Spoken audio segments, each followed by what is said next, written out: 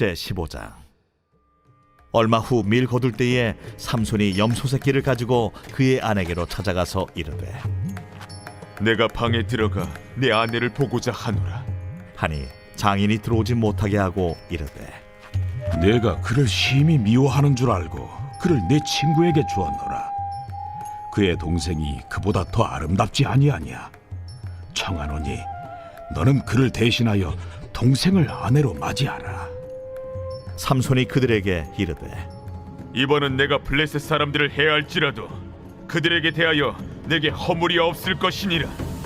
삼손이 가서 여우 300마리를 붙들어서 그 꼬리와 꼬리를 메고 회를 가지고 그 두 꼬리 사이에 한 회를 달고 회에 불을 붙이고 그것을 블레셋 사람들의 곡식밭으로 몰아들여서 곡식 단과 아직 배지 아니한 곡식과 포도원과 감람나무들을 사른지라. 블레셋 사람들이 이르되, 누가 이 일을 행하였느냐?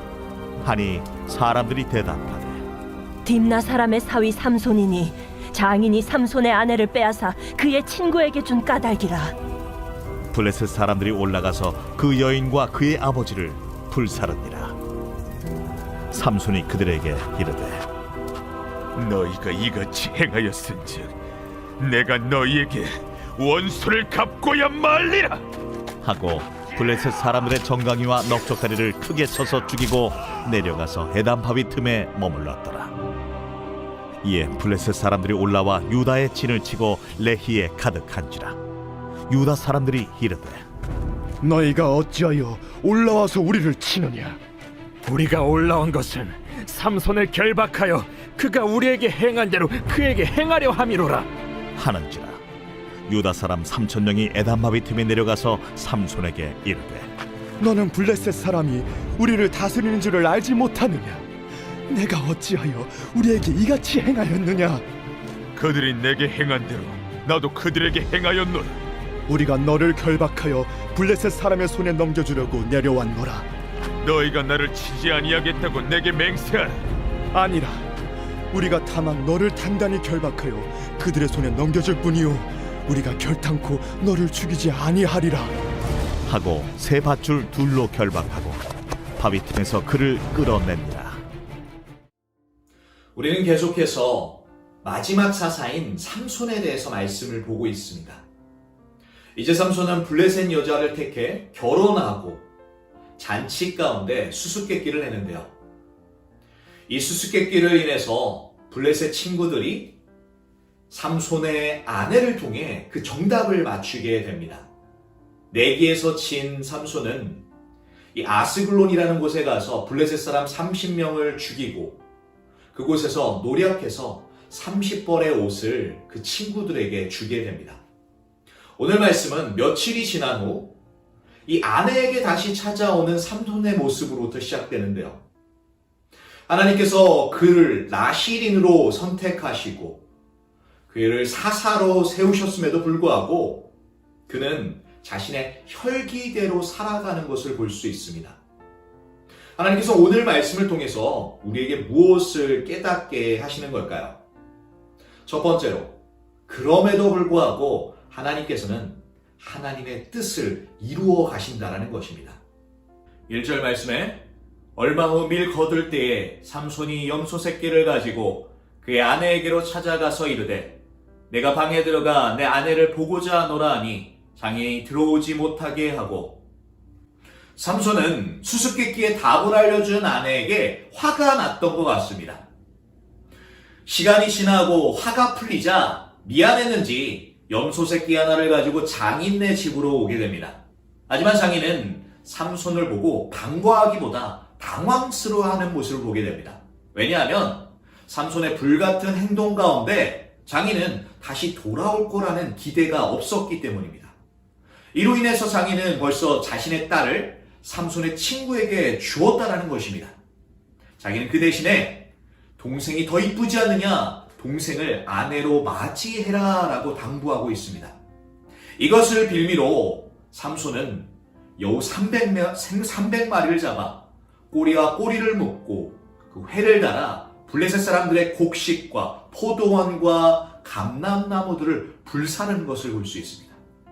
이것을 인해 블레셋 사람들은 장인과 그 딸들을 불사르며 보복합니다. 이제 그 반대로 삼손은 보복에 보복을 낳는데요. 7절 말씀입니다. 삼손이 그들에게 이르되 너희가 이같이 행하였은즉 내가 너희에게 원수를 갚고야 말리라 하고, 삼손은 자신의 장인과 여인을 죽인 이 블레셋 사람들을 찾아가 원수를 갚습니다. 말씀은 삼손의 개인적인 원한으로 블레셋을 공격하는 것을 볼 수 있습니다. 블레셋을 치는 근거가 조금은 이상해 보입니다.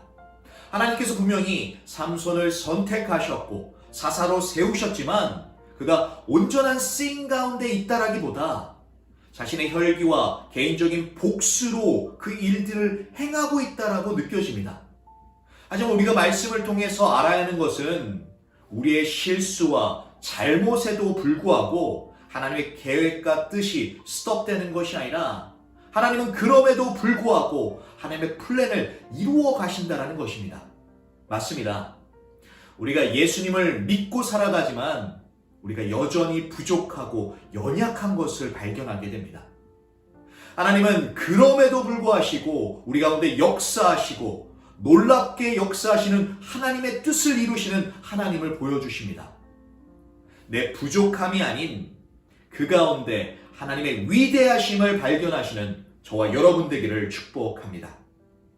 두 번째로, 그럼에도 불구하고 삼손은 아군과 적군을 분별할 줄 알았습니다. 10절 말씀에 유다 사람들이 이르되 너희가 어찌하여 올라와서 우리를 치느냐? 그들이 대답하되 우리가 올라온 것은 삼손을 결박하여 그가 우리에게 행한 대로 그에게 행하려 함이로라 하는지라. 이제 삼손의 원수 갚음으로 인해서 블레셋 사람들은 유다 사람들을 괴롭힙니다. 바로 삼손을 결박해 자신들에게 줄 것을 요구하고 있는 것입니다. 이로 인해 유다 사람들은 삼손에게 찾아갑니다. 말씀을 보니까 3,000명의 사람들이 이 블레셋을 위해 전쟁을 준비했던 것이 아니라 바로 삼손을 결박하기 위해 동원됐다는 것을 볼 수 있습니다. 여기서 우리가 알 수 있는 것은 유다 사람들은 아군과 적군을 분별하지 못하고 있다는 것입니다.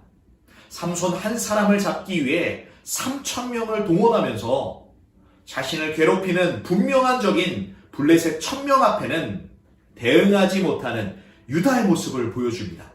반면 이 삼손의 모습은 어떻습니까? 온전한 성품은 아니지만 그는 아군과 적군이 누구인지를 분별할 줄 알았습니다.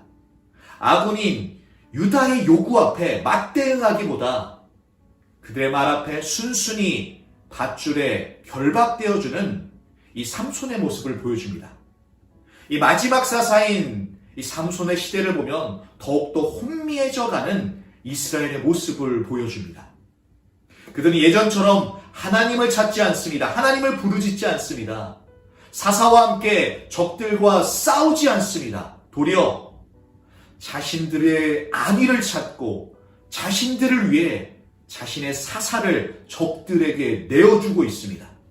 이와 같이 우리의 삶을 보면 영적으로 참 혼미한 시대를 살아가고 있습니다. 때로 아군과 적군을 분별하지 못하고 사단의 편에 서고 성도들을 아프게 하고 힘들게 할 때도 있습니다. 하지만 우리 가운데 그럼에도 불구하고 여전히 역사하시며 하나님의 뜻을 이루어 가시는 하나님만을 의지하시는 저와 여러분이 되기를 축복합니다.